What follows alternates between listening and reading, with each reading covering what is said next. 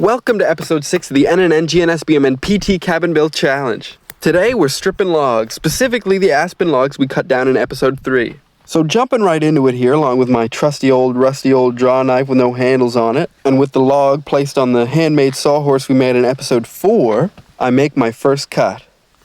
And I realize pretty quickly that this is going to be a pretty satisfying job. Looking at it from another angle here, hopefully you guys can get a bit of a feel for how satisfying it is to strip bark by hand. Moving along though, I continue to draw knife it and I turn the log as I go. And it doesn't take long for the first one to be done. No time to dilly-dally though, so I took away the first one and set up the second. This log was a little bit higher up on the tree than the first one, so it had a few more branch bits that I thought I should chop away with the knife to start.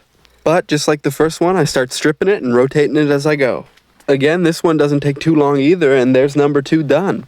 I took him away, and it was late enough that I decided to wait until the next morning before stripping the last one. Which I'm glad I did, because look at that rim lighting from the morning sun. So this last guy was the branchiest of the bunch, but instead of trying to cut the branches in little knots like in the last one, I decided to just cut around them. This guy definitely took the longest because branches absolutely make the process a lot slower. Not a big fan of the branches. But against all odds, mission complete. We got all 3 timbers stripped and ready to go. And even in that short amount of time and only those 3 logs worth of practice, I feel like I learned quite a bit on how to do it faster and more efficiently, which I think is important since I have a literal ton more to do. But anyways, that's it for this episode. Excited for when we chisel joints into these guys and assemble the big no-nails puzzle that will be the timber frame. But until then, see you guys in the next one.